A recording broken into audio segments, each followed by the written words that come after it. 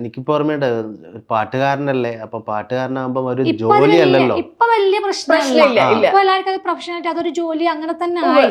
മുന്നേന്ന് വെച്ച് കഴിഞ്ഞാല് പാട്ടുകാര് നല്ലൊരു ഇതിൽ പോകുന്നതല്ല, ഫീൽഡ് നല്ലതല്ല, അവര് മോശം സ്വഭാവമായിരിക്കും. ആർട്ട് എന്ന് പറയുന്നത് ബേസിക്കലി അങ്ങനെയാണ്, എല്ലാം അങ്ങനെ തന്നെ. പൊതുവെ അങ്ങനത്തെ ഒരു കണ്ണില് ആ രീതിയിലാണ് ആൾക്കാർ കാണാം. കൂടുതൽ എനിക്ക് തോന്നുന്നു ഇപ്പോഴും ഫിലിം ഫീൽഡിന്റെ കാരണം പാട്ടെന്ന് പറയുമ്പോ ഒരു പുച്ഛത്തോടെ കാണുന്ന ഒരു കുടുംബത്തിലുള്ള ആൾക്കാരൊക്കെ അങ്ങനെയൊക്കെ ഉണ്ട്. കാരണം ഇവളെ കുടുംബത്തിലുള്ള ആൾക്കാരനെ ഒരുപാട് ആള് പറഞ്ഞിട്ടുണ്ട് ആ സമയത്ത് പാട്ട് തന്നെ പറഞ്ഞു, പാട്ടുകാരനല്ലേ അത് എത്രയാ ഉണ്ടാക്കിയാലും ഉണ്ടാവുക, എങ്ങനെയാ ജീവിച്ചു പോവാ, ഇതൊക്കെ ഇവളെ ഫാമിലിയിൽ കുറച്ച് ആൾക്കാരൊക്കെ ദുബായിലൊക്കെ ഉണ്ട്, അവരുടെ ഫാമിലി ആയിട്ടൊക്കെ. അന്നേരം അവരെന്നല്ല, അങ്ങനെ കുറച്ച് ആൾക്കാരൊക്കെ എന്റെ ഫാമിലി എന്നല്ല, പൊതുവെ നമ്മളിപ്പോ അകന്ന ബന്ധുക്കളായാലും അടുത്ത ബന്ധുക്കളായാലും എല്ലാവരും പറയും, നമ്മളെ പൊതുവെ ഇപ്പൊ നമ്മൾ പ്രത്യേകിച്ച് മുസ്ലിം ഫാമിലി ആകുമ്പം കല്യാണം കഴിഞ്ഞ് മെയിൻ പറയാ, ആദ്യം തന്നെ ചോദിക്കുക, പണ്ടേ ചോദിക്കുക, ഗൾഫിൽ കൊണ്ടുപോവോ, അവിടെ തന്നെ നിർത്തും, ആ ഒരു ചിന്താഗതി ഉണ്ടായിരുന്നു മുന്നൊക്കെ.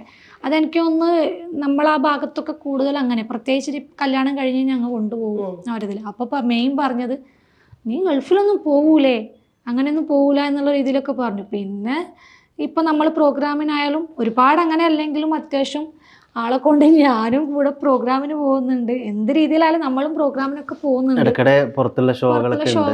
പെരുന്നാളൊക്കെ ആകുമ്പോൾ എന്തായാലും ഗൾഫിൽ തന്നെയാണ് പ്രോഗ്രാംസ് ഒക്കെ.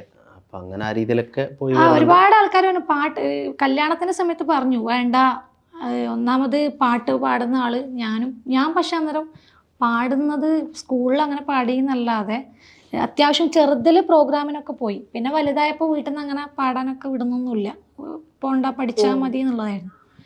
പിന്നെ കല്യാണം കഴിഞ്ഞപ്പോൾ പിന്നെ ഇവരെ വീട്ടിൽ നിന്നാണ് കൂടുതൽ സപ്പോർട്ട് ചെയ്തത്.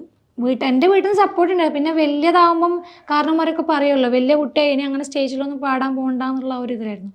പക്ഷെ അതേ വീട്ടുകാർ ഇപ്പൊ ഇവരെ എന്താ പറയാ, ഞാൻ പറഞ്ഞില്ല നല്ല സപ്പോർട്ടാട്ടാ.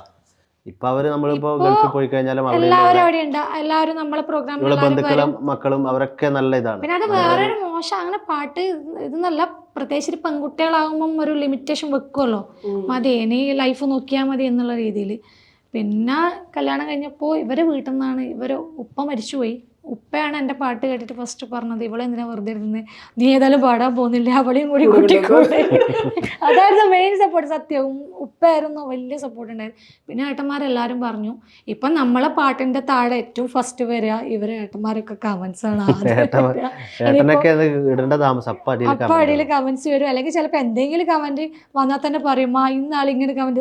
അവര് ഭയങ്കര സപ്പോർട്ടാണ് എല്ലാവരും.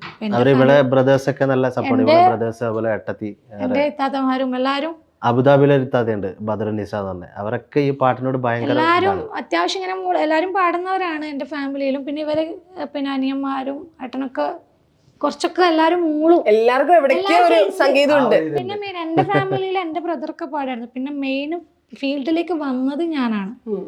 എന്റെ ഫാമിലിയിലെ കസിൻസ് ഒക്കെ ഫാമിലിയിലൊക്കെ ഒരു ഫംഗ്ഷൻ ഒക്കെ ഉണ്ടെങ്കിൽ പുറത്തുനിന്നാരും പാടാനൊന്നും വിളിക്കലൊന്നുമില്ല, നമ്മൾ തന്നെ ആരും